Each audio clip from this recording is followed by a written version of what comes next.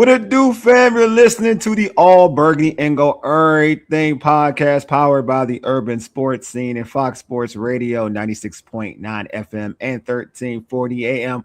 Hopewell, Virginia. I'm Wole, and I got my folks with me, Glenn and George with me. We also have Bowie TV's Washington Commanders reporter Candi Waller on with us. What's going on, family? On Friday night.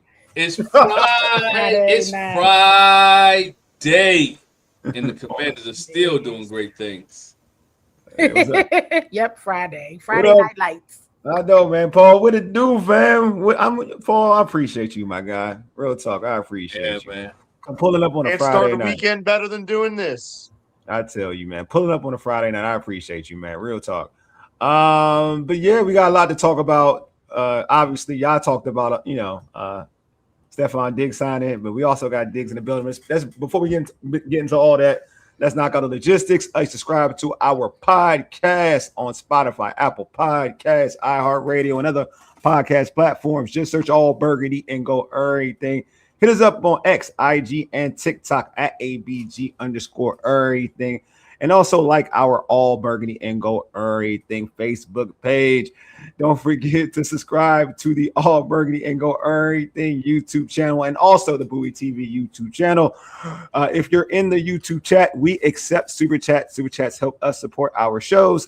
The Super Chats will be prioritized over all comments in the chat. Paul, I see your comment about you just left happy hour. You're having me laughing already. All right, here's the rundown. We'll chat about day 8 of Commanders training camp, which includes Stefon Diggs making his training camp debut and the return of cornerback Trey Amos. All right, let's start with the main thing, man. Candi, you were in the building. You were there at training camp as always. Yeah. What stood out most about Stefon Diggs' first Commanders practice? Coach Quinn said that they were going to be ramping him up, and I'm like, well, he's in the drills. He's out there with everybody else. And some of it didn't go, it wasn't like, wow, it definitely wasn't. So I'm not about to come on here and gas y'all. But what I am going to say is, though he's ramping up, it's a difference already. Okay. Like, it's Stefon Diggs, everybody. You know what I mean? So now it's literally like, oh, there's Terry and Stefon Diggs and everybody else. Now it was just like a Terry and everybody else, but it's definitely a thing with having Stefon there. The Commanders fan base is hype. In general, today was a military appreciation day, and there was just so many people there in general. So it's like it's military appreciation day. It's a lot of fans were expected to be there. So to have this be the day that Stefon actually his first day of practice was almost a little like, this is a nice kind of welcome because there's so many people already there. But right now he's wearing number 18. Tyler Owens is 18. And the word is it's unlikely for him to still have number 18, meaning Stefon. Oh, really? I think he's trying to get number 7. I'm like, for Dwayne Haskins, right? Or Theismann. Yeah, but he's doing. I think it's a tribute because he played. I think he played. He was cool with. They grew up together. They were kind of cool together. Him and Dwayne Diggs and Stefon Diggs were cool. I know he was 7. I feel like I thought when he said 7. Personally, I saw the thing. I was like, oh, because Dwayne Haskins, because they were cool growing up. They're really cool. Yeah, I don't know if Joe Theismann going to do that again. Yeah, but I don't know if Theismann going to do it. But I know why he wants 7 though. Like why he wants 7. I think 7 is because of Dwayne Haskins. That's the first thing that when I saw it is the first thing that came to mind. Because truth be told, I think and George, I may be his younger brother, maybe him. I know when did Dwayne went to Ohio State in what year? The Stefon Diggs was already in the NFL and Dwayne went to Ohio State, right? Yes. It could have been his little brother. It was his brother. It was his brother, Stefon Diggs, and another Maryland player were trying to coerce themselves to go to the University of Maryland. I know this. They were all that was a play. But yeah, I'm sorry. I got sidetracked. Candi, yes, I apologize. Yeah, I'm not sure if he's going to get that number. You know what's sad?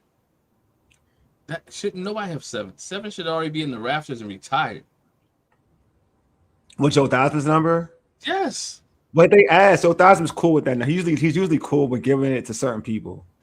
they asked Joe Theismann. He was cool to give it to Dwayne. Dwayne asked, so it wasn't like it's like an unknown. It's like to your point. It's like retired but not. Yeah, Candi, I don't want to cut you off. I mean, Antonio's 14. Yeah. And what other? Marcus is 8. Yeah. And so, like, I don't know, just pick another number. And so, that's kind of pick another number. I get it, but hey. So we'll see.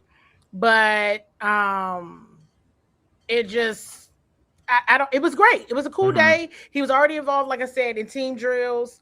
You didn't see him in the one-on-ones, but he did get, when they talk about ramp up.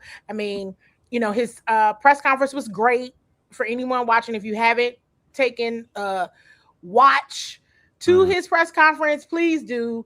He's very charismatic. He's great with the media. I think I'm starting to realize that's a common thread, if you will, with the guys they bring in, is that they're really good with media. And so, he was just, he's comfortable. And I mean, there's also a mention to leadership. Now, this is one of the things that I was saying early on. Did they in the offseason lean too much into the youth movement? Who are the other leaders? So now when you hear them, when they bringing in people, like when they said Rasul, they brought in, talked about his leadership, things that he's done across the league. That's all you heard. You heard Dan Quinn talk a lot about Stefon's leadership, how he is in the locker room. They need it, y'all. They need it. That was one of the things that I kept talking about. Like, hey, I'm seeing the void here. It's got to be more than Terry and Revo, right? And so, Stefon is bringing that veteran experience. That's what it's about. He can play, hands down, but also remembering those 3 criteria or tenets of David Blau's offense: ball security, explosiveness, situational football. When you're in the trenches, when you're in the battle, when you're in the war, who knows what to do? Who knows how to act fast? Stefon Diggs knows how to do that, right? And so they needed somebody else there on that offense that is played at a very high level. And going back to what we talked about the other day, right? Hey, the first day of padded practice wasn't all that good for the group. It was abundantly clear what we've been saying. Hey, if you need to fix something, if something needs to happen and it needs to happen fast, don't wait until joint practice. Don't wait until preseason game 1. That's a week that you lost on time on task. And what we're also seeing is across the league, teams are experiencing injuries. He was going to get snatched. He was going to get snatched up. And because, like he shared with us, he's a veteran. He's got his options. So when people are still available, it's not necessarily because nobody wants them. It's because they got options and they can wait. I think, Wole, you had said that before. Like some of these veterans, I think you said this like a while. I think it was you. You were saying like some of these guys, I mean, they can wait. They don't have to like necessarily. They can choose their spots. They choose their spots. You know what I mean? You've been doing this for a long time. Like Coach Quinn said, Stefon is in fantastic shape. This is just a part of these guys' lives. I think sometimes we humanize them to they are humans, but to the point of our humanity. Like we off work, we gonna veg out. We chilling out. It's just a part of who they are. So they're not gonna necessarily just stop working out, stop going, or this, that, and the third. They have options. And so he utilized his option. And when this team saw they needed an impact player on offense, and they got competition across the league because people are calling, because they like I always tell you all, the Commanders are the only team in the NFL, everybody. It's 31 other teams that's going after the same players. So, he landed here, and with good reason. He has nothing but great things to say. Shout out to VP Pitts, Bowie TV. He has nothing but great things to say about Jaden Daniels. Call Jaden Daniels. Oh, hey, Mom. Hey, Mama Waller, how you doing? Making sure. All right, I'm sorry, Candi, cut you off. Oh, no, you fine. But, he called Jaden Daniels a superstar. And said that he believes that he's a superstar. He said, he had known Terry personally, but, who doesn't know Scary Terry? and he's seen the highlights of him, so he knows it's a player who really, really wants to win and all those. He said all the right things. He made it fun. He made it personable, and he knows how to do this. And that was one of the things that I was sharing with you all a lot. Like, I'm concerned. Okay, young, faster. That doesn't mean smarter. That doesn't mean, to Glenn's point, polished. It doesn't mean anything other than you're young and you're fast. That's it. So, he helps to round that out and continue to give that example of what this looks like for years, because how many players don't really even make it past 5 years in the NFL? So he's got some longevity. He's played at a high level every year. He has this, the stats, and point blank, plain and simple, the Commanders needed the help. One thing I like about his press conference is he said he wants to win, right? Being in the Super Bowl last year with the Blue and the Patriots, even when he did the mathematical stats, how he only played 50-some% of the stat, but he was still ranked the number 14th receiver. So one thing he said here, I'm gonna ask you guys. He said he's still, the political answer is that he wants to be number 2, but in his heart he thinks he can be number 1. And I'm not stirring up stuff, is what he said. He said, do you think he can be the number 1 receiver on this team? I don't, but I like his confidence. I love his confidence. I think it's fantastic. I think he's George. You go ahead. You can answer. George, you can go next. You're on mute. George, you're on mute. George, you're on mute. Okay, now you just froze. We're still talking about Diggs, right? Yeah, Diggs, number 1. Because I want to make this point about. I was just looking through last year because I was thinking to myself, okay, he's with New England. Who were the kind of receivers he was in the room with last year? Oh, they weren't even. No, that's not even a thing. And that's the point I want to make. Not even. Most of those guys most of them were young kids or veterans that were just kind of bouncing around like Mac Hollins, and he elevated everybody in that room and helped the quarterback and helped elevate the quarterback. Now he goes to a place like Washington where they already have an alpha receiver and there's some talent around him, but it's kind of comparable to what New England had once you get beyond Terry McLaurin. And I just think that's why this had to happen. Like, that's why we really needed to have Stefon Diggs, because he's already been in a room and kind of helped young players. I think he helped not just Kayshon Boutte. I think you're going to see that you're going to see the fruits of that labor this year for New England, some of these other young guys. And I'm so glad we've got him. And you know what? The fact that he thinks he can be the number 1 receiver, good. That's great. That's the confidence he believed in. I mean, that's the thing. He was a 5th-round pick out of Maryland, and he was always believing that he not only belonged in the NFL, that he would be a star. Which, again, a lot of people would look at a 5th-round pick as like, what's wrong with this guy? He's arrogant. Who the hell does he think he is? He's a 5th-round pick. He backed it up. He's made one of the most famous plays in playoff history when Minnesota making that catch and running in for a touchdown against the Saints. So I mean, that's the thing. I think it's going to be a healthy competition, and I just saw this on X. Apparently, they are asking him about Antonio Williams, and he's like, "Yeah, that 14's got some juice. I'm not going to call him by his name yet. I'm just going to call him 14." So he's kind of playing with him a little bit, and I like it. I think he's going to be great for this locker room and great for that wide receiver room in particular. Yeah, but to answer your question, Glenn, number 1, I mean, to me, when you look, I think he's not the same dude that he was in Buffalo. I just still think he's a professional. He's a professional route runner. That's what makes him so good, and you can move him everywhere. And he's not as good as he was in Minnesota, but that doesn't mean that he can't be really, really good here. Like, I don't want to claim number 1 and then this, that, and the other. I'll just say, like, watching him in the Super Bowl and watching him against the Texans, that wasn't the Stefon Diggs that I'm accustomed to seeing. Now, granted, again, like the stats and the stuff that he said, his usage, and he's always able to get 1,000 yards when he's on that football field. I just think it just makes, to be real with you, it's not about who's number 1, number 2, because Jaden's going to find an open wide receiver. That's just Jaden's style. I just think that what it is that, and I said this before, is like it makes this wide receiver core way more versatile in terms of the pieces. And you hear about Antonio Williams and what he can do in the slot. You can move Terry in the slot. You can move Diggs in the slot. You can put Terry on the outside, Diggs on the outside. Everybody, there's so many moving pieces now with just those three players. And then you hear that Luke McCaffrey's having a good camp. He can play in the slot with the other two outside. Makes isolating, like Luke can get favorable matchups if he is playing the slot. Deion, whoever you decide, Treylon Burks, like they're going to have now advantages because you have a Terry and a Stefon Diggs on a football field. And then you look at hearing the good things that we're hearing about. I mean, I even mentioned Chig, you know what I'm saying? What Chig can do. It's just that having all of that we talked about this earlier. The most important thing, rather than saying number one, number two, the most important thing, we've said this before, it's going to make Jaden Daniels' life a lot more easier.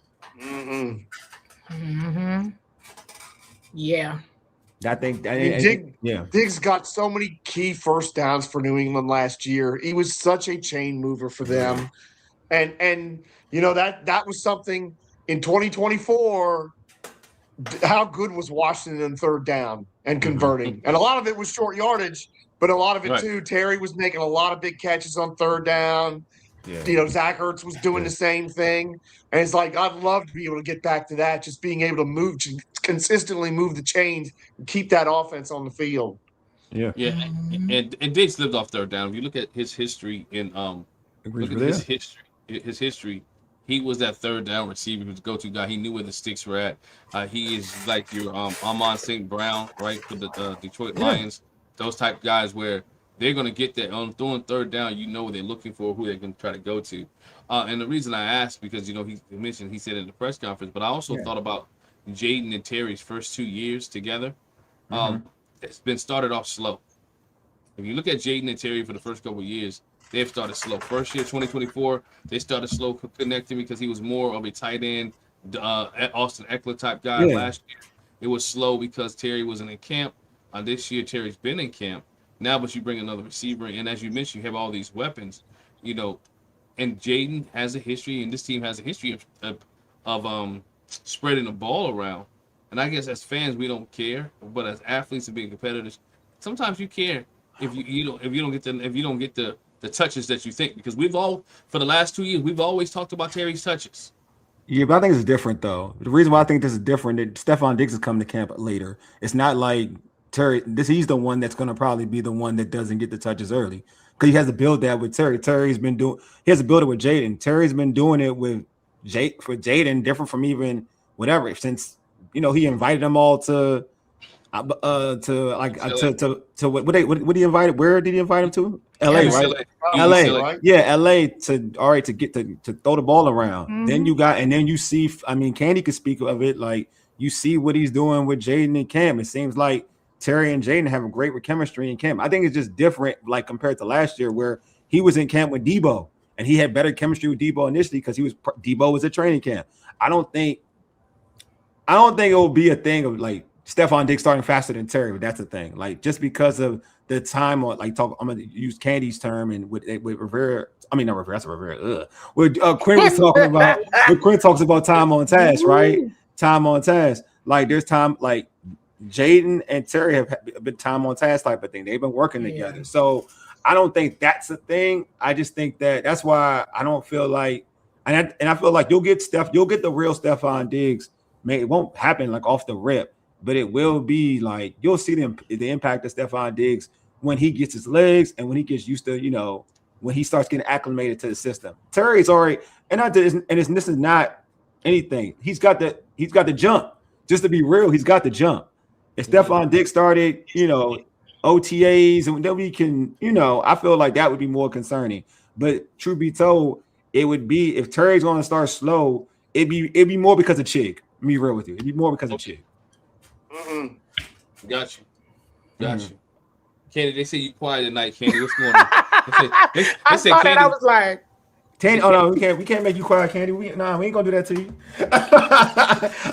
We can't do that. Look, no. All right, so I want to know, like, so how? Because I've seen clips. I'm gonna ask you, Ken, because you were there. I'm seeing clips of Diggs moving and working. Like, how does it look? Like you've seen, and you said this a little bit, but you've seen the wide receiver core prior to Diggs. Let's exclude Terry from it. The rest of the individuals, like, how does it look different with Diggs? Like, I know people are saying it's just different. How is it just different? I mean, I think it's just different because it's him. Like everybody goes down a notch. Yeah. All right. That's Right. All right. Right. You know what I mean? Like everybody I goes know. down a notch. It is, you know. So I think it says everybody goes down a notch. I think where my mind is so funny because whenever I'm quiet on the people be like, "Why is she so quiet?" I be Yeah, like, what? I know because Friday night is now, late. now everybody know my MO. When I'm thinking really hard, everybody's like, "Why is she so quiet?" That's funny. And so, listen, I'm gonna tell you all where my mind is. One, yes, like I just said, everybody goes down a notch. Whoever you thought was 2 is now 3. Whoever you thought was 3 is now 4. It all moves down. Facts. Whatever number you had them in, put them down 1. Because Terry is 1 and Stefon is 2. That's it. 3 through 6 or 7, whatever it is. Do you, but everybody goes down. So whoever falls off your list, they're gone unless they make it back to the practice squad or something like that. But I asked Coach Quinn a question because we were always talking about how it bolsters the wide receiver room, right? But what does this do in the competition with the DBs? Oh, yeah. In the corners. That's what I asked Coach Quinn about today because we know that it's one-on-one time and we know what has been flying around the internet. And we know that Terry is giving folks a time. Yes. A time. So what is Terry and Stefon about to do with these DBs that the Commanders got, okay? That's where my mind is. While y'all talking, I'm like, look, we got another issue. It's another problem. You know what I mean? That this exposes. And it's a good problem. I mean, is it a good problem to have? I don't think so. But, I mean, they needed to get better on wide receiver. But what did Coach Quinn tell me? He says, this makes everybody better. Which competition does he flat out mention? And I'm like, dag, he just gave me the outlet. Maybe he already knows that's where I've been staring for most of the week. He was like, yeah, Luke and Mikey been getting in some battles. They battling. And I'm like, yeah, that's my problem. They are battling. And I don't know how I feel about this, coach. That's what I'm thinking to myself, right? They're both trying to make this. I ain't like it either. I ain't gonna lie to you. I ain't it's like a battle, but it's a battle. He's fighting for his life out there. They're fighting for they're both fighting for life. It shouldn't be a battle. That's what I'm saying. I know what I'm saying. It shouldn't be, but it's a battle. That's why I'm feeling bad for my man Mikey. It shouldn't be a battle. I've been trying to ease you into this all week. I've been trying to ease you into this. I've been trying to ease you into it ever since Combine when I said, I don't think they're adding any receivers, Wole. Remember that? When I was like, I got to tell you something. I think you're not going to like it. Yeah. And here's the thing. They still may not have if that padded practice didn't happen on Monday, okay? You got to go do something. But then it becomes now in the one-on-ones, who are we seeing mostly on Terry? I mean, you might see a Meek, but you see Rasul. I told y'all that the other day. Yeah. Mikey had to come up off of him. Rasul had to go over there, okay?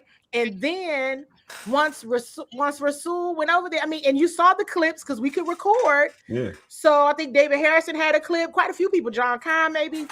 He got Rasul. Rasul was right on him, though. He was right on him up until the end. But I love the camaraderie between Terry and Rasul once Terry got it. And then they continue to talk. Notice I didn't say that about another one-on-one battle. Right. Rasul and Terry I could see the great learning between them too. You know, they dapped each other up and Rasul just kept talking to Terry. That's the iron sharpens iron. That's the kind of conversation you need. But who then is going to cover Stefon? Oh no. But I do believe, in my opinion, I mean, it's going to look bad. I mean, this is how I look at it for the cornerbacks. I do believe this when you run in practice, even for the lesser cornerbacks. That when you go in against elite talent, it's going to make you better. Now, you may not look good all the time, but it's going to make you better. Because if you're used to going against sus cornerbacks and then you see in our division, let's just say in the past, in our division, that's right. We've been seeing the sus cornerbacks getting AJ Brown, Devontae Smith getting burnt because they ain't see good. They ain't see nothing. They just saw Terry. They didn't see they didn't see another dude on the other side. Now, at least in practice, you going against somebody who is capable of kicking your 24/7. So by any proxy, you get better playing somebody else. Not saying you're going to be a better player, not saying you're going to be thorough, but not you're going to be a better player. Not to say you're going to be thorough, but it's going to, now your expectation is, all right, this is how I can play when I'm playing elite level competition. So you can't hide them now, right? You can't hide no cornerback. Like somebody gotta be on Terry, somebody gotta be on Stefon. It's gonna make those cornerbacks better regardless. So whoever starts day one, they gonna be tested. That was my issue with this team, offense and defense. For like even last year, I was like, when people say, "Oh, this person look good," I was like, you know what? They in practice against each other. They ain't tested. That's why they bad. Oh, they no, I mean, and Terry wasn't there during camp. That's why we all thought that the DBs were good, and they were not. Like, let's just keep it a buck. Yes, and I see the comment from Deluxe about Mikey's better than 11-11 scream. No, he's not having a good camp. I'm gonna go ahead and say it. He had one good day so far. Okay, that was Monday, and he needed to have that good day. This isn't looking well. And I'm like, and so it's going to do a couple things. You're going to get better. You hope to get better. But with Trey Amos back, now you remember the process we did with the safeties? We're going to have to go through this process with the corners. And another reason why I'm so quiet is because, to your point, Wole, now I'm like, I need to see what this look like in front of another team. I got to see what it look like now, because some of the things that I think look good, to your point, Wole, is I think it look good. Maybe it really doesn't. The things I think don't look so hot.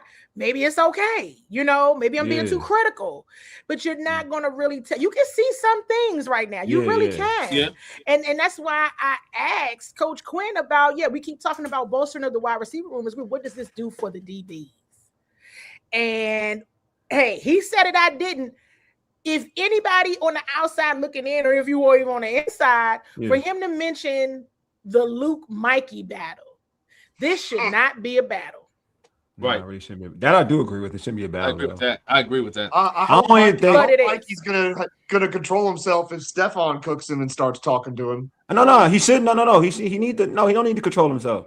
He need to fire. No, that's what I'm saying. Like, what we can't do is like diminish fire and passion. You know what I'm saying? Like on anybody. Like you don't back down to nobody. When you're a competitor, you don't back down to nobody. Not a matter of backing down. I'm talking about Luke was giving him the business, and that's why Luke got him on the slant. Luke got him on the slant. He got him on the slant on a one-on-one. Well, but even still, what's a good? I mean, Stefon Diggs loves to talk.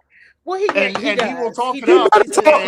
And Luke, he got to be. You can't lose the No. You got to be. You can't lose your fire. That's all I'm saying. Like, you don't back down. That's all I'm saying. If Stefon is chirping, you chirp back. You chirp back. Yeah, I think Mikey is getting a little emotional though. Oh, he is? Are you there? I'm not. Because if you go back and watch the clip, the only reason why I say this is because the clip from the little squabble the other day. Now, here's what I did not realize. I'll be honest. I saw the aftermath. I didn't see how it started. Okay. How it started is Mikey grabbed both Luke and Antonio's face masks and he yanked them. Yep. Now you can't do that because that's a penalty all day. And this is y'all are beating me and I don't like it. I mean, oh no, I like and that's a penalty all day. It's gonna be like it is though. It's a penalty, man. It is. You know what I mean? And it goes against the discipline, right? It goes against the notion of the discipline, and that's where it's like, all right, calm down. You grabbing face masks? We a week in the training camp. See, that's what I was gonna say. And that's what I was gonna say, Candi. It's not necessarily the play that you got beat. It's the discipline that you portrayed during the discipline. Yeah, right, the discipline and the structure of doing the play, but also with that being said, and it should make the DBs better because you're going against better competition. So during practice, but when frustration sets in, let's be honest, Mikey frustrated because I think I said this the other night. This was supposed to be the change with Dorance Jones because last year was Joe Witt's fault. Last year the secondary wasn't what it was supposed to be. Mikey, everybody said it, podcast, we said it. With Dorance Jones, Mikey should be put in a better position to be in a position that he's naturally in and should do better, right? He's in a position he's naturally in. Right now, we don't see him doing better. He's frustrated. I'm interested to see how Mikey does in joint practice and in the game. Because that's what all this goes away if Mikey has a great preseason game. Right? It goes away if he has a great joint practice. Yes. Joint practice. Yes, joint practice. Has great joint practice. It goes away. So Mikey knows that, hey, Wednesday needs to be a day that he steps up and be on point. So, not necessarily get frustrated at the fact that you're getting beat like a drum by Luke McCaffrey. Yeah, can't get beat like a drum. Don't say beat like a drum. Now you extra. You being extra. Now you extra. I want to say something real quick to the Forbes was locking people down. Can we go to that comment because this is where we got to clear up rumors. This is where we got to clear up rumors. Emmanuel Forbes was not locking people down. I don't know when that happened. I was there during those camps. It did not happen.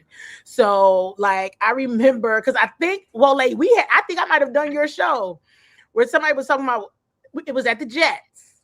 I remember it was pouring rookie year. This is rookie year. This is rookie year. Yeah, rookie year. I think he's talking about his rookie year. I think Deluxe is talking about Forbes' rookie year. Oh, he wasn't doing it then either. Yeah, that's what he's talking about. I know he's not talking about. Okay, I was about to say when Dan Quinn, when this crew came in, it was like 1 or 2 plays. Like, okay, all right, but the rest of that was not good. We knew in just joint practice, this was the rest of this ride wasn't gonna go well for you. I think he's talking Rivera. So in the Rivera, okay, yeah, no. I think he's talking about that. So yeah, he's talking about his rookie season. He's talking about his rookie season. Yeah, that's what I thought he was. Because he was getting hyped. I mean, I'm not saying I wasn't there, but he was getting hyped. I do remember him getting hyped. He was getting hyped, and I remember being in the small, people that was like, I think we're leading people on. Everybody. Okay, I do. But I do agree. But I do want to go to you mentioned somebody. I want to pivot for Mikey because there's another cornerback that deserves most of the attention. He came back. You talked about Trey Amos. Yeah, I'm telling you. All right, so Trey. Everybody do the math. Everybody can do the math on their own. And figure out what's going to happen from a starting corner. And I mean, it goes without saying. And Trey. I mean, they're ramping him up.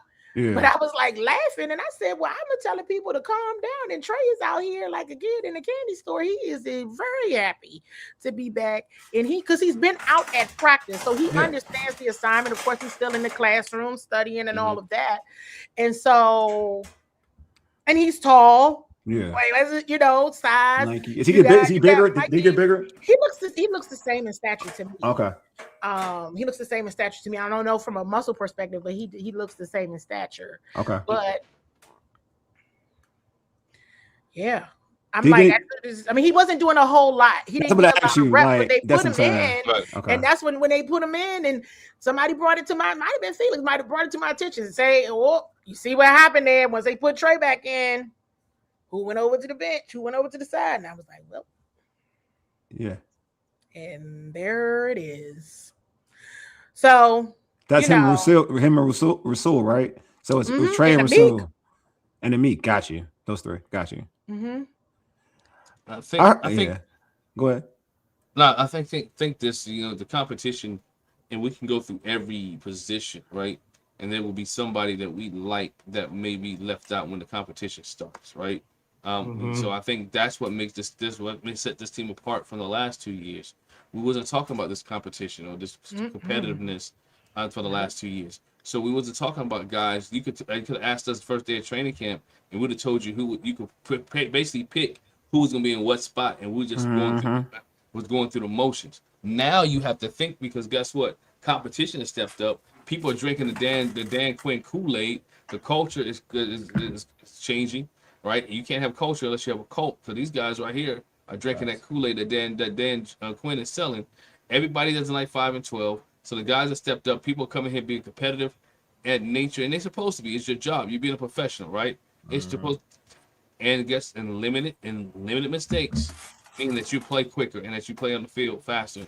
So Mikey, greatest player he is, I believe Mikey helped this team in 2024 to get to that level where it was at on the defensive side. I think all of us want to see Mikey be successful, but when you start seeing the pattern of him not living up to his potential, I gotta relate it to baseball. It's like that guy that who's gonna be real good. You already got to pin him as a Hall of Famer. He could be real good, but now he's in a slump, and he can't get out of the slump. I think Mikey's in that slump, and he's been in that slump for a year and a half now, about a year now. And this is the season that Mikey needs to get out of the slump, and that comes with playing the game, making some plays, right? Being around the football with tackles, things that transfer on film, but also one of the biggest things is being a good teammate. Stop doing dumb stuff. Yeah. I mean, we can talk about it. I just want to go with Trey. I ain't gonna lie to y'all, because the dude returned. I want to know because I want to know if he's healthy. Is he healthy moving or not? I'm gonna get to Mikey. We'll get to Mikey. I just want to know about he healthy. He wasn't in all the reps. They keep saying they're ramping him up. Yeah. But he looked fine. I mean, he was running around. He looked fine. I mean, there's reason to believe he could have came back sooner, but hey, he came back when he came back. So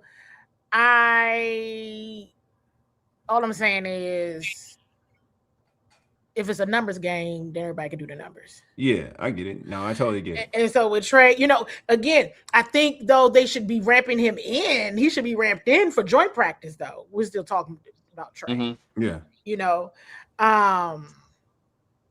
So now let's see, to the point of interceptions. Mm-hmm.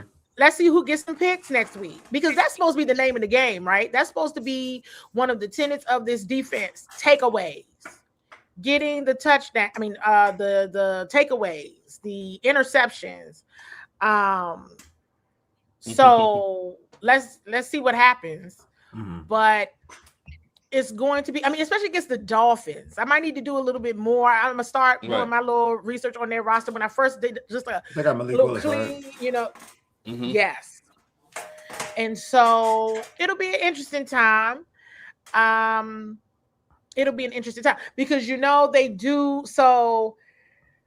Joint practice is it's so great but chaotic at the same time. Yeah. Because a lot of times, it's the Commanders offense it'll be with the, Commanders offense with Dolphins defense, Commanders defense against Dolphins offense, and everything will be going on at the same time. Mm-hmm. Right? So trying to watch the 7-on-7s, the 1-on-1s, and then, even some of, the team, the 11-on-11, it's just hard to keep up. But, it depends on where we are. I don't know if they have us up, where we're looking at from the hill perspective, we'll be able to see everything. But if they're all like level, where the fans can still see, like if we're on a far field, the fans won't be able to see anything. Okay. So I don't know where they're going to be. But if we're all on the same field, that's going to be pretty chaotic. We won't be able to see everything. So I'm still trying to strategize on how I'm going to do that and where, because that's a hard decision for me to make. When we're on the hill, I can see everything. Mm-hmm. But I will say, while I can see everything, I ended up last year paying more attention to the Commanders defense, Patriots offense, because I was like, dear God, what is happening over here? Right? So, even though it wasn't going well for the offense either, I think because of the wide receiver situation at the time, I was kind of like, I'm not wasting my time with this. And, every time I looked, it was like, Zach Ertz was eating. Remember, Brian Robinson had a great day, and then got traded the week after that. You know how that goes. So my eyes just went over to where I wasn't sure what it really looked like, because I felt like without Terry without Jaden having all those pieces, I was like, I don't know what this looks like. And so I wanted to, watched over there, wasn't happy with what I saw. And so, it remains to be seen. I know we'll do some more shows before, now and Wednesday, but that's where my mind has gone to now, you all. My mind has literally gone to, I really need to see, and my mind has also gone to, because they just brought on a guard. Yeah. Yes. They released the guard to sign Stefon. Yep. And then they're bringing in the guard. I can't say his name, but he was out last season. He was hurt last season. I haven't done, even though he can play center. He can, right? So it's another versatility player, can play center. But I think he was out with it all last season. He could play center. That was my question. Can he play center? He can play center. Yes. Okay, that's what I need for to sure. So that means they ain't gotta move Brandon Coleman. I mean, Coleman can stay where he's at. Well, they go. I mean, what? He's in a battle. He is in a battle. That's a real. Who's winning that battle? That's what I want to ask you. Who's winning that battle? That's a good. Like, who's winning that battle? Chris Paul. Come on, Candi. Looks like Chris Paul. Okay, about to say. I just want to hear. I just want to hear. I know it's like, nah, come on. I just want to hear which one. That's all I know. Somebody leading the Candi's book. I know somebody leading. They may not end up the winner, but somebody leading right now. Somebody is. Somebody is, and it's just. Unfortunate, but I mean, hey, it's just unfortunate. I mean, no shade, and let me be clear, that is absolutely 100% no shade to Chris Paul. It's wild, right? It's wild to me. I mean, but Brandon Coleman is a tackle and not a guard, and maybe he should have stayed at tackle. But I'm gonna be real with you, George. Even that though, and I like Brandon Coleman. I think he can play both. I think he can play both. Typically, good tackles can play guard. Right. Be real with you, like so. Like I do, but to your point, I thought he played tackle at an awesome level for a rookie. So I know what you're saying. Sure. I'm not arguing with that at all. But I'm just saying, typically, like when you are a good tackle, you can you'll be a good to very good guard typically. Yeah. And if you're an elite tackle that goes to guard, you're gonna be all world. That's a whole different argument. Yeah. Typically, like if you think of Flowers, who played for the Giants, who played tackle, came here, played guard, and he was way better at guard than he was in tackle. Yeah. Just saying, like typically. Yeah. So, and I was surprised he didn't pick it up fast enough. I mean, I don't think he was bad though at guard, but it is what it is. Yeah, it's crazy. I mean, okay, Max Sharpening, right? Or Sharpening, I don't know. We'll have to ask him tomorrow whenever we see him. Right. But he's played both left and right guard and spent a little time at center. A little time. Oh, really? It's a versatility. There's like versatility, though. Yeah, they do like versatility. They signed another center after they signed that one they signed last week. Well, because again, you don't know Algrady. We don't know Algrady's real calf strain situation, right? My God, go man. Yeah, the calf strain could be much more severe than we thought. All right, but when you bring another center in, somebody has to snap the football. So again, we talked about Candi talked about earlier. When we talked about the wide receivers, we talked about numbers going down, right? Because whatever spot you was at, you went down. I'm gonna say the same thing about the center position. Whatever number you thought you were, you're going down or you're going out the door. And because that has to be that position right there. And to your point, George, that you just made, it's something that Adam Peters did not address in the offseason. They tried, but I don't know if they didn't think it was going to be the cost was too much, or whatever case may be. No one saw the Raiders offer coming. I'm gonna be real with you. They shouldn't let Dooley go to the Chargers. I'm gonna be real with y'all. That's what it is. And no money. No money. I mean, in my opinion, Candi may know inside stuff, but like I would have kept him. I don't know what that was about. Like Biotis. They thought they had Linderbaum. I don't care. I don't even care. Like Biotis was good. Like I don't even know what like the drop. What people try to say is a drop off is way better than this.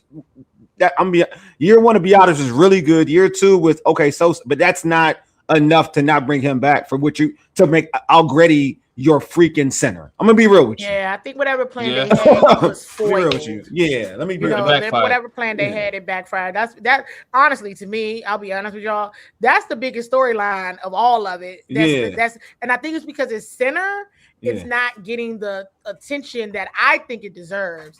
You know, I've been alarmed about this since Combine, since they released them. Since they released them. Well, what happened? And I'll be honest, I've been kind of light on asking around. You know, I could ask, somebody will tell me because it just doesn't make sense.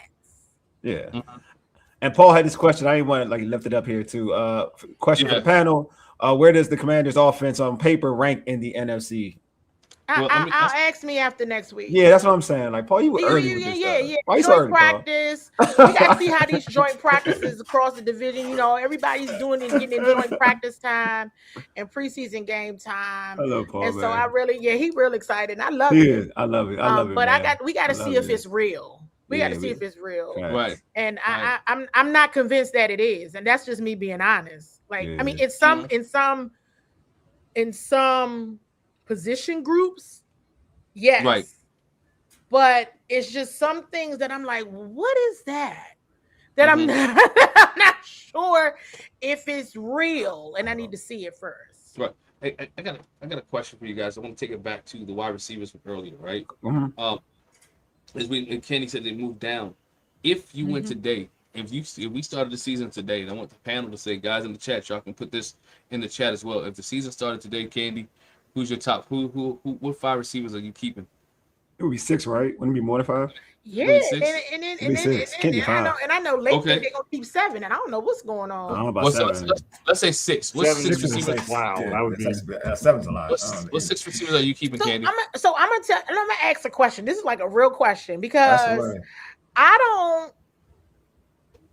think Jalen Lane is a wide receiver, but I think he is on your roster as your return. He's in. Like, he's in as a. I don't think he should.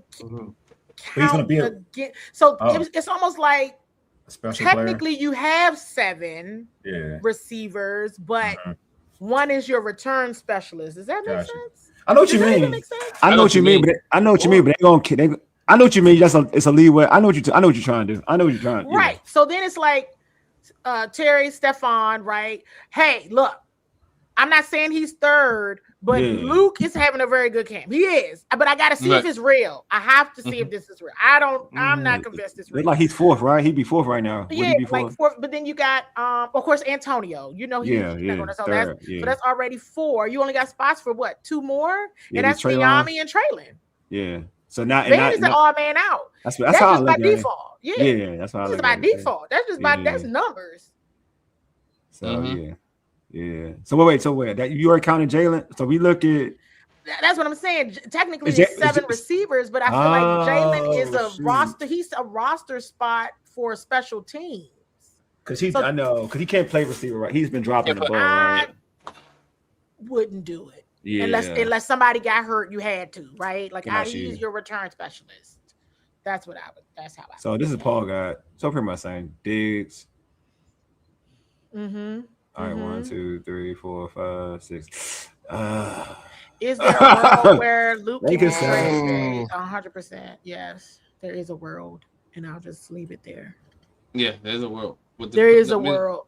There's 100% a world. The only thing, this is the thing. I think Luke from what I'm hearing, he deserves to get an opportunity. I'm not going to be I'm being real. I'm not even joking.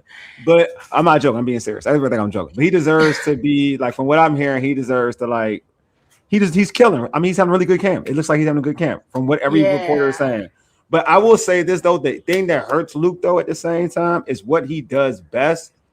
This is what hurts him. What he does best as a slot receiver. They got multiple dudes to do. They got multiple. That's the only thing that I think that's against Luke. And I'm being realized the only. But if you're telling me I'm gonna be fair, I'm gonna go off. I'm going off what the reporters say, and everybody's saying, even the fans who went to these practices and whatnot. Luke has stood out to a lot of people. I get that, so I'm with it. I'm with it. So I'm not going. This is no hate, but I will say, when you're looking at a wide receiver unit, you're trying to find different elements for everybody, and you got so many people to do the same thing and do it. Like Stefon Diggs is a killer in the slot. So why would you put Luke in the slot? He is a killer in the slot. Yeah. So that doesn't make a reason. Now Luke is a really good returner, so therefore I'm cool with it. He's a good kickoff returner, so I get that. But I'm just saying that if the argument is, well, Luke at receiver, you already got enough dudes in Antonio Williams, Diggs and Terry. All of them can play inside. Luke is not an outside threat for real. He's not an outside receiver. So you need that for your outside receivers, more of a speed demon. And that's probably, and you got Traylon, who's a big or a speed demon or a big body. You got Traylon who can be outside big body. So it's just if you're trying to scope up your receivers in terms of what everybody can do, that would to me be a hindrance for Luke. But other than that, if it is the best dudes who just are performing, then he deserves an opportunity, deserves to make the team. I'm not. Yeah, he 100% is having a great camp. But I'll never forget. Brian Robinson was having a great camp too, and he was in tremendous shape. True. Jahan, the first year, Jahan wasn't having a good camp. Remember, I told you, he told me that. I said, I think he's out of here. They done put him back there returning. This ain't going well. And then he was gone. And then with B-Rob, I was like, what? When the rumor first came out that he was probably getting traded, I was like, what? Why would you do that? Well, for something similar to the exact reason that you're mentioning. Yeah. Well, right? You could be having a great camp, and that's all the trade bait that you need. True. Because True, man. You need something. You need something in return. I would actually feel bad if he got traded because I was like, dang, because he's doing really well. You can tell he's doing really, really well. Yeah. But I do think so far, each season of this regime, they have traded somebody. And then people always remind me when they traded John Ridgeway, like during camp cuts. And I'm like, crazy. they do trade somebody during like this time of year. So not saying they're going to do it, but I am saying it is a pattern. They've done it the last 2 years. No, I agree. I'm just saying he deserves to make like all the slack to say loose on. Nah, he deserves it. From what everybody's saying, he deserves to be on this squad. I'm just saying the thing that goes, if you're going to use that argument, the thing that goes against them is that you got 3 dudes who are better, and this is just in Antonio, in my opinion, from what everybody's talking, Antonio Williams, Stefon Diggs, and Terry McLaurin, and all of them do what you do. That's the thing. What you do best, they do it. You don't have like now if you're looking for vertical threats because you got to comprise your wide receiver unit of like once you got your dudes locked, then everybody got to be has a specialty, right? Like Diami, and if Diami can cut, but I'm using him as an example for this one. Diami is the speed threat. He's fast. He's the vertical threat. He's a thorough vertical threat. Treylon Burks is the big body receiver that you need, for like you get contested crash, a physical receiver who has a boatload of talent. Everybody, who are those dudes, the guy, people, folks, and I'm not mentioning Jalen Lane like you. Jalen Lane is a receiver. I'm not doing that, but he is a punt returner. So that's the same thing. But the only difference between Luke and Jalen is, I'll say this: Jalen is elite as a punt returner, elite. There's a level of it, so you're not gonna cut somebody who's elite at that position. Luke is great. He's good at his position, really good at his position. But he's but to his point, he's also a better wide receiver than Jalen Lane. Like that's a fact. That's what it. That's a fact. I agree. So I'm just saying that, but Jalen Lane is so good at his role, Like you wouldn't even think of replacing him in his role. No. That's how good he is. Yeah. So to a point where that's where they have to mesh it up with a little bit. And you know what I'm saying? So, and they're gonna have to. Those are decisions they're gonna make. But that's the only thing I feel like that's against Luke. But other than that, I personally think he's gonna make the team. But that's the only argument. If somebody came to me with an argument of why he wouldn't make the team, that's the only way I can envision it.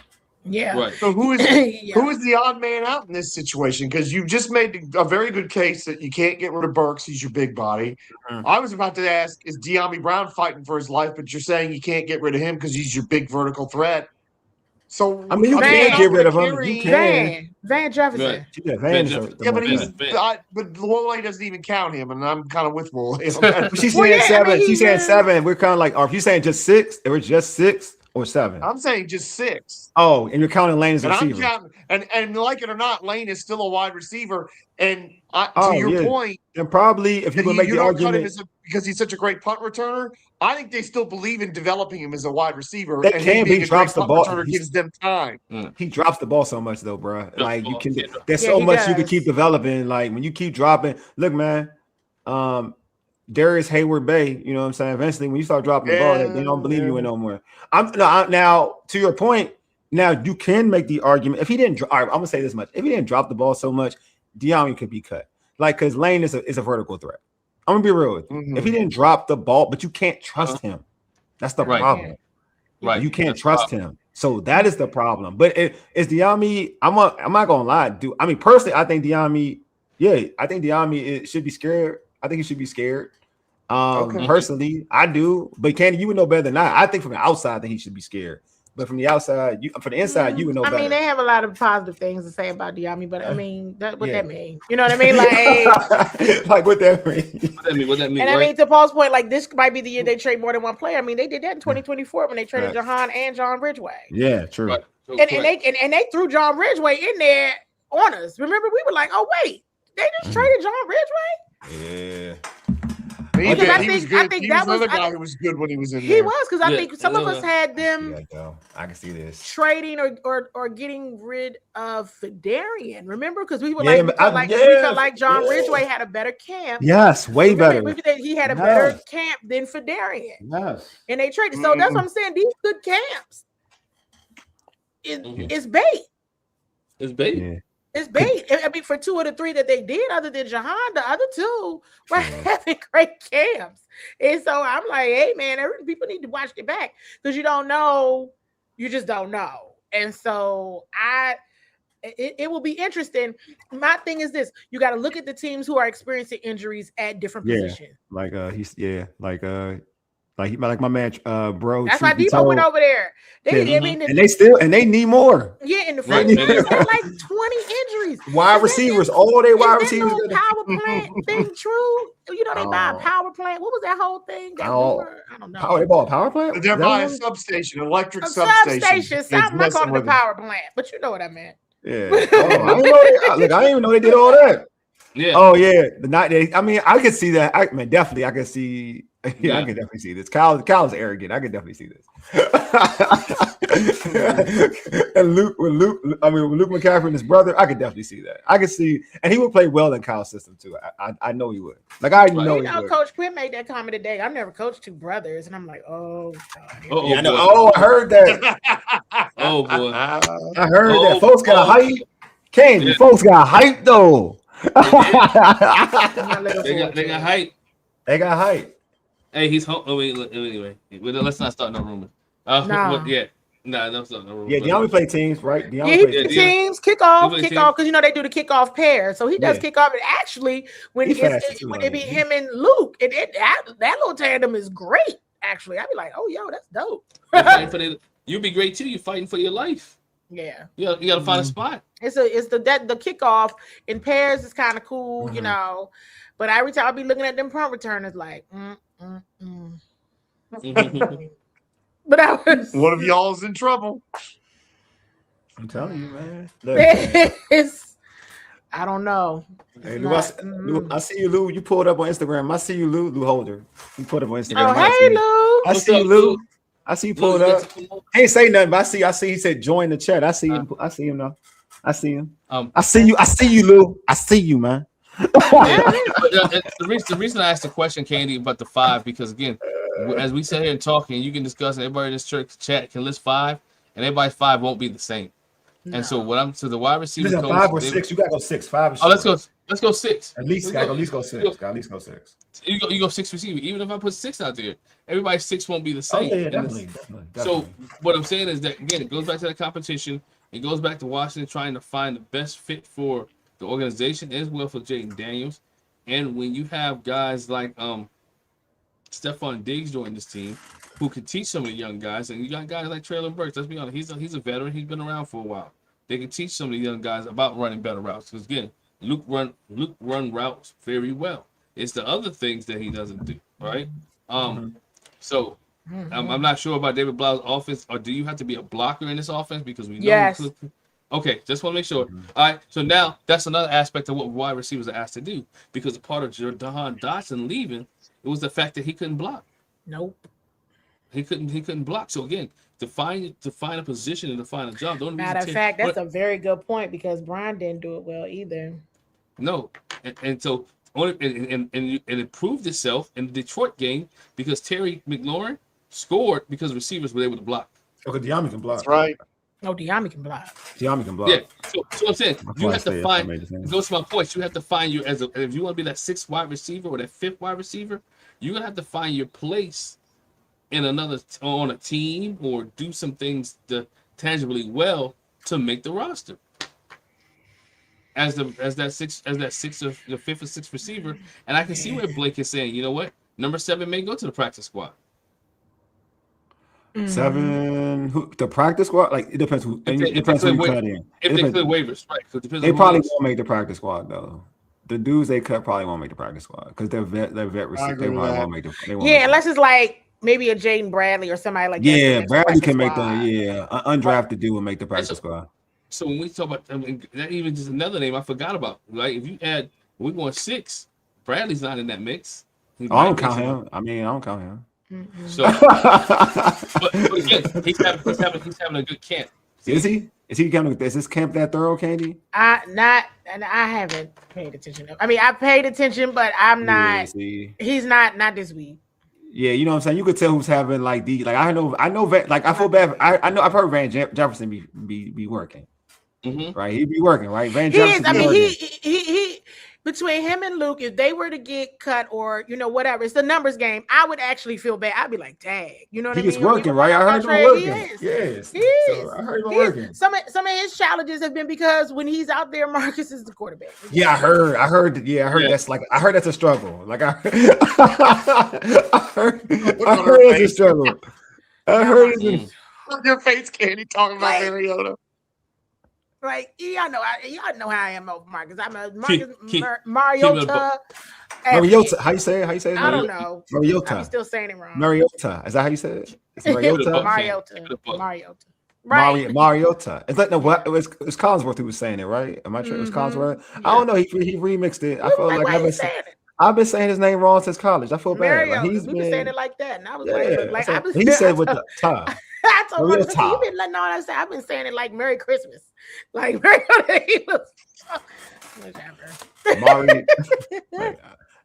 being in Nigeria, I want to respect somebody's name. However you say it, you could see the look on Candi's face when we mentioned Mariota. She's like disappointed, like a disappointed mom. It's not good. No, I heard he's making like even like the guys who are playing with the second string.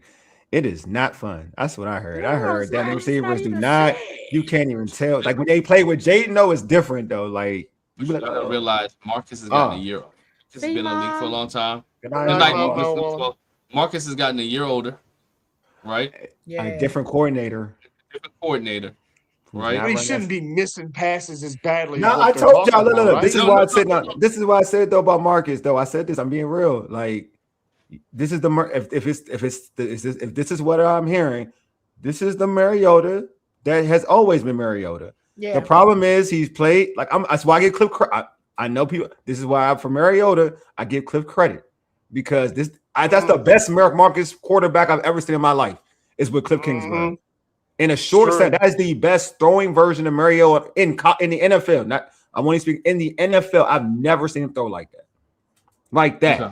So that's why I had to do a full screen apology. I had to apologize. Like that, I was like, why did we sign him as a backup for Jay? This is a waste. No, I was wrong. Because like with Cliff, that's why I'm surprised he didn't go with Cliff. Like I'm surprised because they're like him in that system with Cliff Kingsbury was fit for him. Whatever reason it was fit for him. Yeah, it was. So yeah, I'm not surprised that he looked bad. I'm be real with you. I ain't surprised he looked bad. I'm like, damn, I feel for you. You got the real Marcus Mariota. You got or whatever you say, whatever you say. Right last week, and I'm not sure what's going on. I mean, it's like you gotta be they playing more of a pro style offense, so it is what it is. Yeah. But when he take off running, I'll be like, there goes Marcus. Oh, he can still run. He can do that. Oh, yeah. I'll be like, Marcus can run. When the play start breaking down, I'll be like, well, Marcus about to run right now. Yep. Yeah, Marcus can run. But sometimes Marcus don't know when to get down. Marcus can run. Get down right. Know when to get down. He don't know when to get down, but he can run. Oh, he can run. he still be smoking him a little bit out there with the second team. No, I bet you no. Marcus got speed. Marcus been fast. I ain't gonna clown Marcus. Marcus been fast. Marcus got some speed. And then sometimes I did. Like them looked at me, they were like, Candi, you was a little loud. I was just like, I'm tired. I have to go. Because I was like, if Marcus ain't gonna do nothing else, he's gonna run. Yeah, run, Marcus, run. Go. Stop, run, Marcus, run. Like he Forrest Gump. Like he Forrest Gump. Run, Marcus, run. Just go. Run, Marcus, run. Just forget it. Yeah. Run. Just forget it. Just run. Oh my God! It's like somebody throwing rocks at him, and then all of a sudden he starts to run. Yeah, that's messed up. Y'all treating this man like he Forrest Gump. I go ahead, Glenn. I knew you would say something. Yeah, two points that people want to talk. They want us to talk about the O-line battle, Candi, real quick, and they also want us to talk about Jason. Here it is.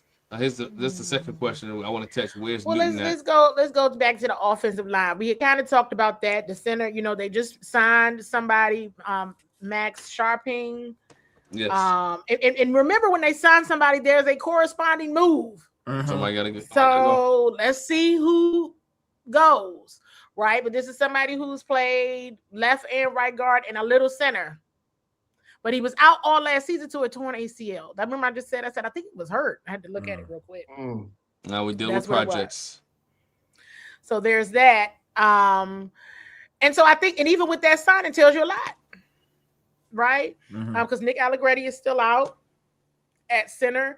There's absolutely a battle going on between Brandon Coleman and Chris Paul, and I think that's still relevant. I see Chris as the winner still currently, but they do swap in and out a lot.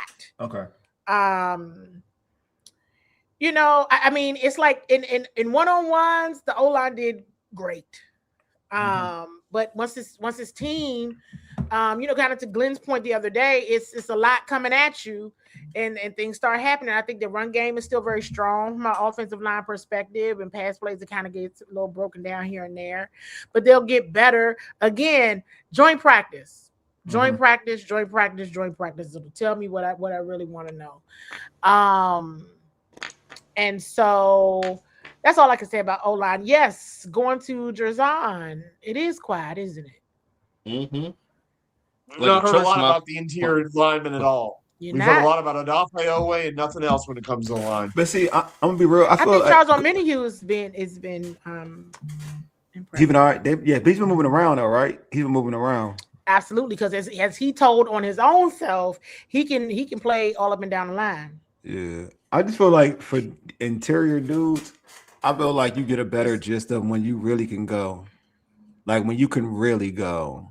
But I would, again, I'm gonna lean on you with this. Like, I don't know how much you can get from interior in training camp, like in practice, rather than seeing it in preseason or in joint practices. That's why I got to go to joint. Yeah, I feel like you can't really see it because people ain't trying to hurt nobody. I believe that too.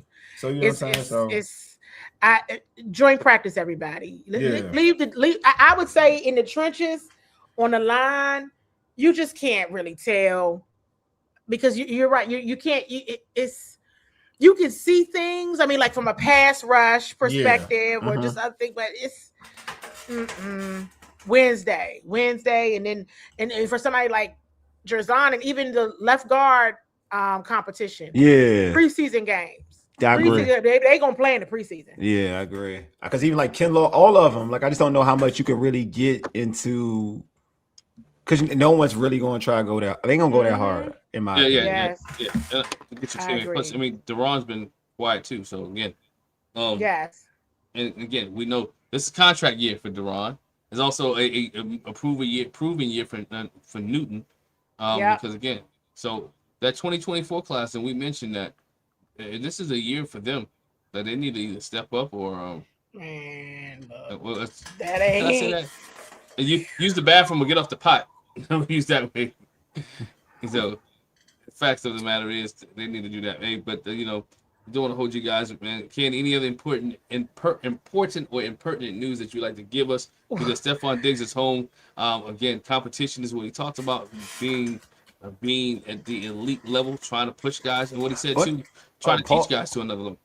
I'm gonna be fair because I get salty at this. Paul talking about kicking competition. So are we going to talk about it or not? Let's talk about it, man. We can talk about it, man. Let's talk grab your hoodie, Wole. So today was definitely.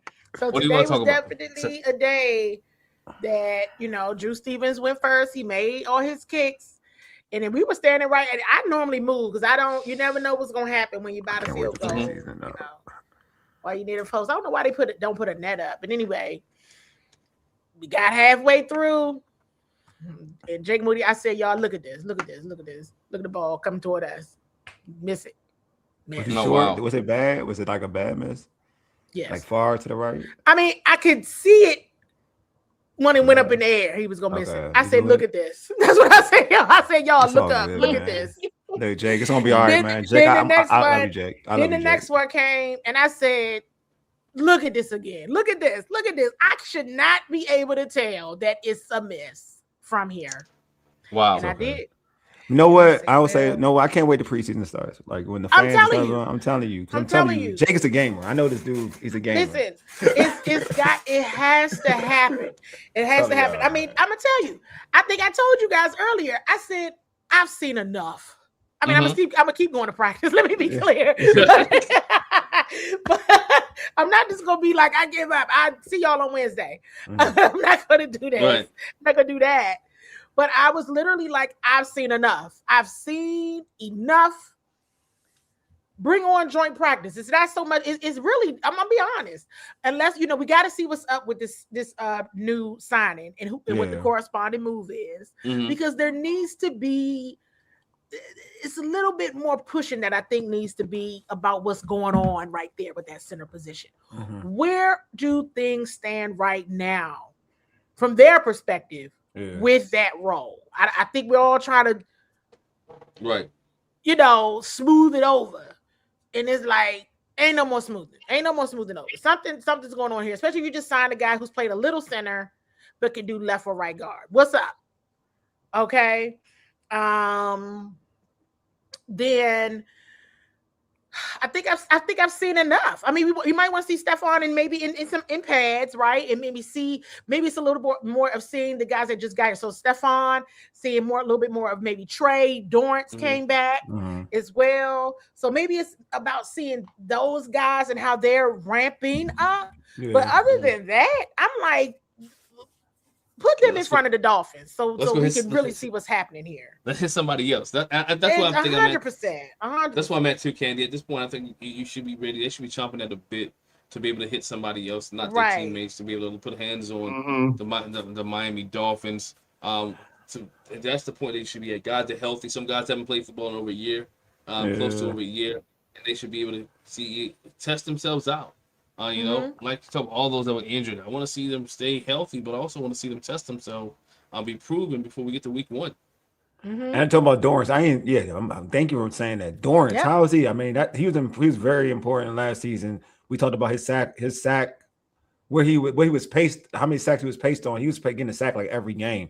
He was at 5, 6, 5. He was at before he got hurt. 7 before he got hurt. 7 before he got hurt. So like, how did he look out there? He's definitely, they're ramping him up. They're ramping him up too. But it's good to have him back. It's good to see him out there. Okay. I had kind of alluded to probably feeling like he was going to be back, but that wasn't something that I was sure about. Gotcha. Trey, I was sure. Gotcha. But, and the question was about Trey on Wednesday, so I kept it about that. But later on in the show, I was kind of like, I know that Trey and Dorance will be back soon. I'm going to just keep going back to Dietrich, man. I don't know how that died. That was an injury. Like, that was a real injury. He got hurt in week 2, and he's still out. Is he assist to make the team? Who? Dietrich. Yeah, he's supposed to. I mean, they got so many bodies now. I'm just trying to figure out, like, it's a lot at that position. That's what I'm saying. I'm being real. End. 100%. Defensive end, outside linebacker. You can just look at the roster, you all. Yeah. There's a ton of people at that position. Yeah, because you already got. I mean, I know Chason going to be playing. We know Dorance going to be out there. Like, it's a lot of, and then and Charles and Manny, who plays multiple positions on the end, like they got a lot of bodies in said position. You know what I'm saying? So I mean, I'm just curious when I asked that question, just like, all right, he's coming back with an injury. Is it a guarantee that he even makes the team? I know his value. I do know his value though. I know 100%. His value. So I probably feel a little bit different about preseason last year. I wasn't pleased with anything I saw in the preseason last year. Nothing. Right. Okay. So I did not take, they had Joe. I guess he's talking about Joe Burrow. Is that he's talking about? Yeah, I'm assuming so. We had Burrow in the first one. No, that was the first game or second game? No, that had to be the second game because it was the second game at home. The first game was bad. You right. The first game was terrible. And remember they took the defense out. I said, now they need to keep playing. Mm-hmm. Yeah. And you remember it was a 4th and 1 play, and I think Frankie jumped. Yeah. Oh, that's right. And that was in the preseason. That was the preseason. I was so like, yeah, true. Frustrated. That's true. Like, what are you doing? I remember that in the preseason. Yeah. So I don't recall it. I don't recall any of that being promising. Game 1 was bad. It was all bad. And we know game 3 against the Ravens was terrible. That was awful. And it was not, last year preseason was bad, you all. I don't know what everybody remembers, but I remember it going very poorly. That was bad. It was not good. And so it was, what do I want to see? I want to see more reps being taken in game. Agreed. That is what I want to see. At least a quarter, at least a half. I don't think anybody's deserved the right to sit on the sidelines. You young, you ain't all in on this youth movement, then nobody needs to rest. Everybody get in and you play at least a quarter or a half. For real. Not until you score and then you get to sit down. No. Get in those game reps, get in that real time, because you have to hit the ground running week 1. They do not have a ramp up period.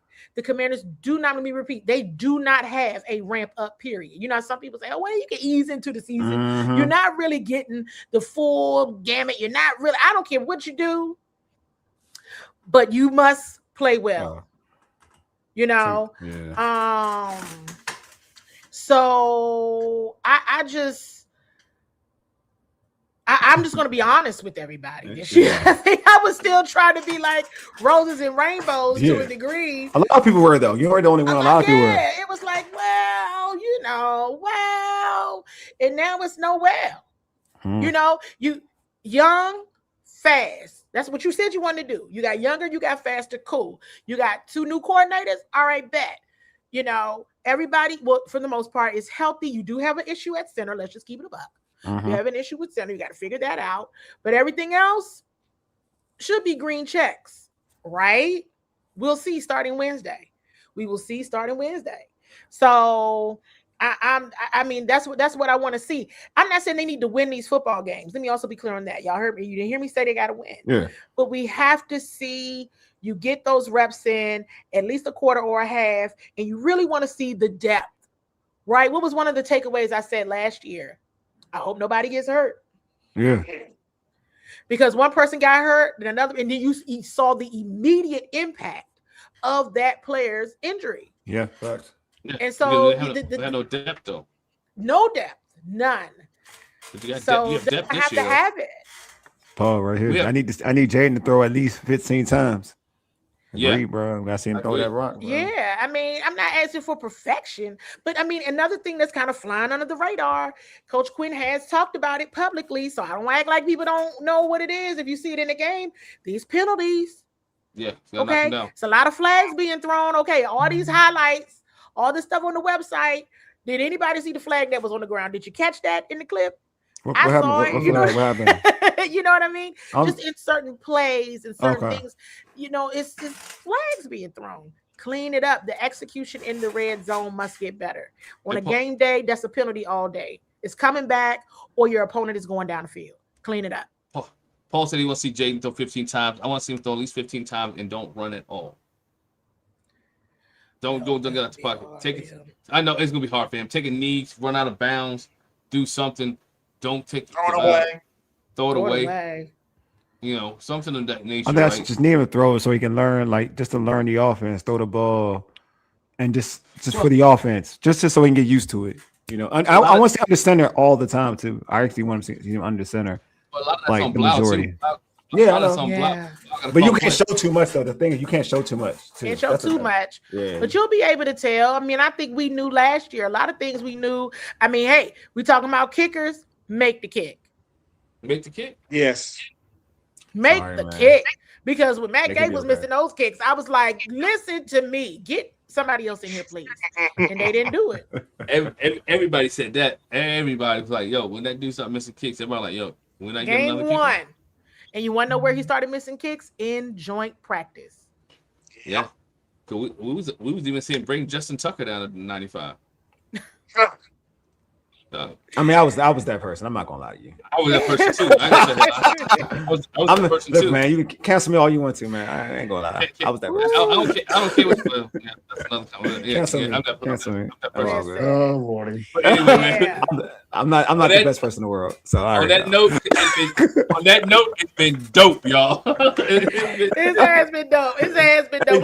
We're a tough crowd. We're a tough crowd. I told y'all it was gonna be a tough crowd, but I hope you all appreciate my honesty because it was great, man. It was great. Yes, Candi, before we wrap this up, man, let folks know how they catch you on social media and catch the great work, your great work, and the many others at Bowie TV. All right. Thanks you all, as always, for having me on. We're having a blast during training camp, you all. The highs and the lows of it. We're having a great time. Okay. Hey, Static. I gotta get Static. You dope, man. Did it rub you the wrong way, or was it concerning listening to Diggs call himself number one? We just talked about this, but let me answer. I mean, I want to win, but he didn't sound like he fit in our culture. Candi, you said you talk about culture a lot. Yeah, did it bother you? All I'm gonna say this is, it didn't bother me. Like, I was just like, he's confident. Hey, listen, the wide receiver group isn't that good, you all. So hey, at this point, I'm like, hey, come on in and help him out. So it did rub me the wrong way. I think he was very charismatic. Yeah. I think, he's happy to be home. I think he's happy to be in the space that he's in. I think you all had mentioned earlier about where he was in New England. It wasn't like he was in a room full of studs last year. No shade to them, but he has Terry, and it's confidence. I took it as being confident, but who not else based on who's available to be opposite Terry. You know what I mean? Like, you're going to need it. They're going to need it, and they're going to need it very early in the season. And so they're going to need it the whole season.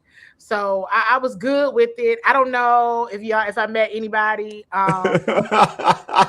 Who knows? 98?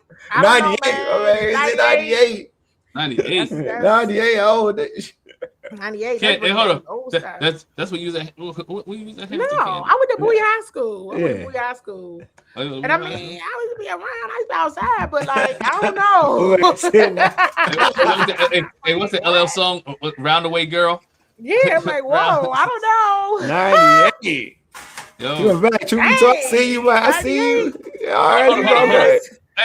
Hey, bro, truth be told, are you trying to shoot your shot? Are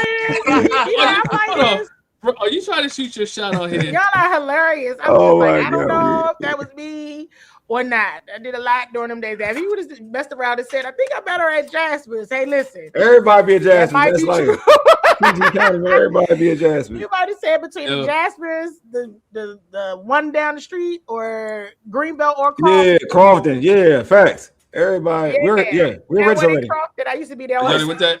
We read this. Yeah, we read this. Thank you, Static. Too appreciate you. Thank you, Static. But y'all can find me on X, Twitter at CWall SE. It's Friday. It is Friday. You ain't lying, homie. You ain't lying.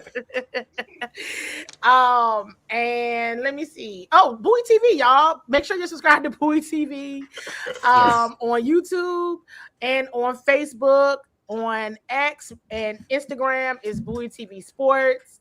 During this time of year, is content flying up all the time. Right. For our television programming, if you're in Prince George's County, you have not cut your cable, you can find us on Comcast channels 190 and 1097. And just follow along. Just follow. I'm either tweeting or posting other people's tweets because I'm like, this is a lot. The people got me in the blender up here. They got me in the blender. And so I'm just like, I can't wait till Wednesday get here. Oh, y'all are funny. The streets is out here, man. It's a Friday. You see it, man. It's a Friday. It's definitely a Friday. The streets is out. The streets is out, man. The streets is out here on a Friday. I fool with it, man. You guys are dope. Shout out to Friday show all the time. If I know we getting this type of energy, I gonna hold you. Paul's asking about a weekend show. We may do one tomorrow, man. Just keep updated in the chat. I got some things. I have some things. Wooly and Candi may be out. Yeah, I'll be George, out. I'll be out. So Depends on, I got some things going on, but we may do a show tomorrow. It may be a little bit earlier in the day. Yeah, see what happens tomorrow. I mean, I guess, well, y'all, this time next week, I guess we'll be recapping the first preseason game. That'd be dope. Yes. Yes. Can't wait, man. Can't wait for all that, man. Can't wait. But it's time to close the stream out, man. As always, we appreciate everybody in the stream. You guys are dope. You guys, always sound redundant, but you guys make the show what it is. Without y'all, the show wouldn't be nothing. So we appreciate y'all for pulling up on a Friday night. That's what I'm saying. You guys are the real ones. Real talk. Appreciate Candi as always for jumping on with us and giving us the intel about what's going on in training camp and all the stuff going throughout this whole season, man. So Candi, you two are the real MVP. Yeah. All right, man. We always appreciate my guys, George and Glenn. You guys are just dope. So I'm giving out all y'all the flower, getting everybody flowers right now. And you know what I'm saying? So it was a great show anytime. Paul, you a wild boy, bro. You a wild boy. You guys are wild on Friday. All right, man. You've been listening to All Burgundy and Go Errything, powered by the Urban Sports Scene and Fox Sports Radio, 96.9 FM and 1340 AM, Hopewell, Virginia. For ages, Yiddy Deuces. We are out. Peace.